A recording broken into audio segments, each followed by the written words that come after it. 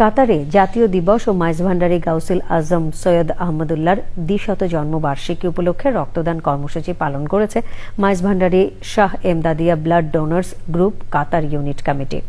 কাতার national blood donation সেন্টারে এই কর্মসূচি পালন করা হয়। গত কয়েকদিনে আরব আমিরাত, কুয়েত এবং ওমান সহ মধ্যপ্রাচ্যের বিভিন্ন দেশে স্বেচ্ছায় প্রায় কয়েক হাজার স্বেচ্ছাসেবী রক্তদান করেন। সৈয়দ ইরফানুল হক মাইজভান্ডারীর সভাপতিত্বে ও কাজী জহির উদ্দিনের সঞ্চালনায় অনুষ্ঠানে প্রধান অতিথি ছিলেন কাতারে বাংলাদেশ দূতাবাসের প্রথম সচিব ও দূতালয় প্রধান আব্দুল্লাহ আল রাজি।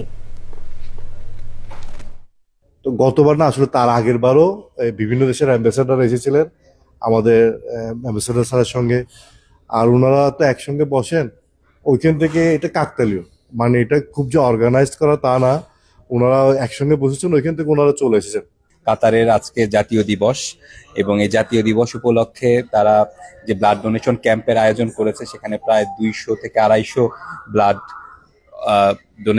ডোনেট অলরেডি হয়ে গেছে আমি যেটা শুনলাম। এই জনকল্যাণমূলক যেটা কাজ এখানে করা হচ্ছে, সেটা শুধুমাত্র যে সমাজের প্রতি আমাদের রেসপন্সিবিলিটি সেটা না, সমগ্র কাতারে বাংলাদেশকে গর্বিত করার একটা মুহূর্ত।